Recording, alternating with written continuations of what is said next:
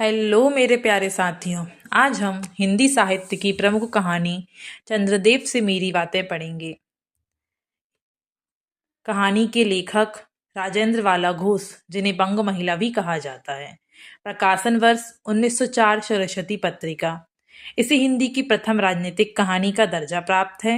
ये पत्रात्मक एवं संवादात्मक शैली में लिखी गई है। कलकत्ता शहर का वर्णन है। कहानी में भारत के प्रभु लॉर्ड कर्जन को कहा गया। कहानी में लेखिका संवादात्मक शैली से चंद्रदेव से बातें करती हैं। इसमें तत्कालीन समाज के राजनीतिक, सामाजिक एवं आर्थिक रूप का वर्णन है। यह कहानी न होकर निबंध है। लक्ष्मी सागर वर्षीय जी ने अपनी एक किताब निबंध नवनीत में कहा है कि यह कहानी न होकर एक निबंध है। दूसरा यह तर्क भी दिया जा सकता है कि चंद्रदेव से मेरी बातें 1904 में प्रकाशित हुई और दुलाई वाली 1907 में। लेखिका इस निबंध में चंद्रदेव से पहले प्रणाम करती हैं। कहती हैं, जहां बड़ी नम्रता के साथ अपनी इच्छाओं आकांक्षाओं को रखती हैं, वह चंद्रदेव को इस भूतल पर आने के लिए आमंत्रित करती हैं।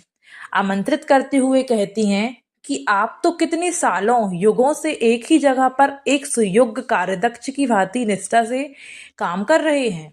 आपके विभाग में कोई ट्रांसफर नहीं होता क्या, या ऐसी कोई आपके यहाँ नियम नहीं है क्या? ऐसा सवाल लेखिका चंद्रदेव से कर रही हैं। आपकी गवर्नमेंट आपको पेंशन तो देती है कि नहीं? लेखिका कहती हैं, आपके जैसे कर्तव्यनिष्ठ होकर हमारे यहाँ न्यायाधीश या सरकार अगर ऐसा काम करते तो अब तक उन्हें अनेकों पदोन्नति मिल गई होती और अब तक वे कितनी जगह जाकर घूम कर आ जाते।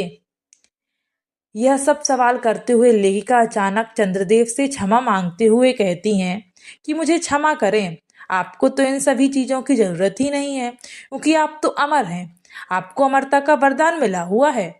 आपको मृत्यु का, स्वर्ग नरक का तो भय ही नहीं है। जैसे देवता लोग अपनी जाति के कारण पक्षपात करते हैं, वैसे ही भारत में भी लोग पक्षपात करते हैं। अंग्रेज सरकार भी उसी तरह पक्षपात कर रही है। इस लॉर्ड कर्जन बन जाएंगे, जो अत्यंत सरल स्वभाव के महात्मा हैं। यहाँ पर लेखिका ने व्यंग्य किया है और उनका एक ही नारा होता है, कमीशन और मिशन। यह दोनों भी कार्य आपको अत्यंत प्रिय हैं, जैसे किसकी भर्ती करनी है, किसका कितना कमीशन लेना है। लेखिका कहती हैं, आधुनिक काल के चलते यह नीति और रीति में पूरी तरह परिवर्तन आ गया है। इस बदलाव में आकाश पाताल का अंतर भी है। यहाँ आने के बाद आपको पूरा भारत भ्रमण करना है। आपको छुट्टी मिलती नहीं होगी और यहाँ भारत के संतान युवा वर्ग के लोग छुट्टी के लिए तो लालायित रहते हैं। अर्थात देश के युवा वर्ग की आलसी मनोवृत्ति पर लेखिका ने व्यंग किया है।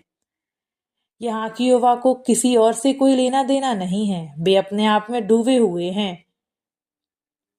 जानकर समझकर युवा वर्ग इससे दूर रहता है। आपको भारत घूमने आना है, आपको अवकाश मिलता ही नहीं होगा, क्योंकि आप हमेशा काम पर दिखाई देते हैं। अर्थात अमावस्या के दिन आपको छुट्टी मिलती होगी, तो उस दिन आप हमारे यहाँ पर हॉलीडे मनाने के लिए आ जाइए। किंतु भारत भ्रमण तो एक दिन में नहीं होगा, तो आप सिर्फ कलकत्ता में आइए और कलकत्ता के कारखानों, कारीगरों, वहाँ की शिक्षा, दीक्षा, व्यवसाय, लोक परलोक सब देख लीजिए। जिस तरह आप देवताओं के बोझ उनके वाहन उठाते हैं, किसी का बैल, किसी का हंस, मोर आदि होते हैं, किंतु यहाँ ऐसा नहीं है। यहाँ तो सिर्फ मनुष्य का बोझ चप्पल उठाती है। सबका कार्य वह अकेले करती है, किसी भी जाति का क्यों ना हो, चाहे वह ब्राह्मण, क्षत्रिय, शूद्र, वैश्य हो, सबके पैर में चप्पल है। चप्पल की कोई जाति नहीं होती। लेखिका चंद्रदेव से यहाँ बिजली का अध्ययन भी करने के लिए कहती हैं। यहाँ के उच्च शिक्षा विभूषित युवा वर्ग देखते रहते हैं, बाकी वे कोई कार्य नहीं करते।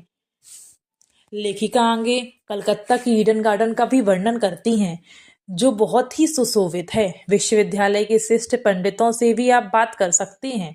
वहाँ पर विद्यावानी सरस्वती है, यह आप वहाँ देख सकते हो। वहाँ की सुंदरता को देख आप मंत्र मुग्ध हो जाओगे।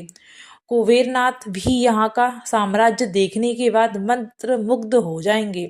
लेखिका चंद्रदेव से यहाँ आकर इनका अवलोकन करने को कहती हैं। लेखिका यहाँ आने के लिए सविनय आग्रह करती हैं।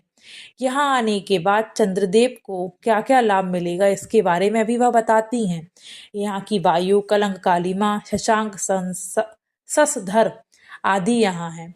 और शायद यहाँ के जो पंडित वर्ग हैं आपकी चेष्टा भी कर सकते हैं। यहाँ बम्बई में जो स्वर्गीय महारानी विक्टोरिया रानी की जो प्रतिमूर्ति है, जिसका काला दाग छुड़ाने के लिए प्रोफेसर महाशय गजधर ने कष्ट लिया था, उनको भी आप देख सकेंगे, ऐसा लेखिका चंद्रदेव से कह रही है। यहाँ जो भूमंडल की छाया इधर किस तरह सूर्य नारायण के यहाँ पड़ती है, उसको भी आप देख सकेंगे। वह छाया पड़ने से किस तरह वह ग्रहण लगता है, वह भी आप देख सकेंगे। यहाँ के लोगों की नासमझ, भूल, थोतापन को ग्रहण लग गया है। इस थोतेपन को आपको यहाँ आकर मिटाना है।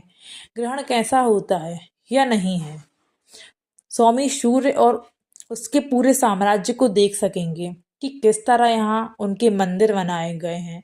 यहाँ की बहुत सारी बातों को आप ज्ञात करके जाएंगे।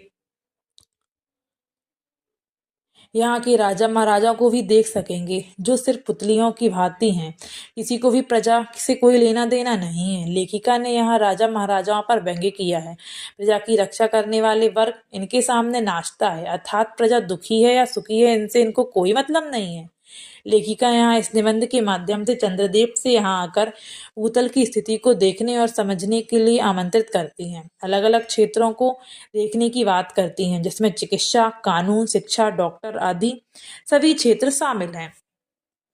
अर्थात यह हमारी कहानी चंद्रदेव से मेरी बातें हैं। इसमें कुछ मैंने अपने भी शब्द रखे हैं जिसमें आपको यह कहानी आसानी से समझ में आ सके।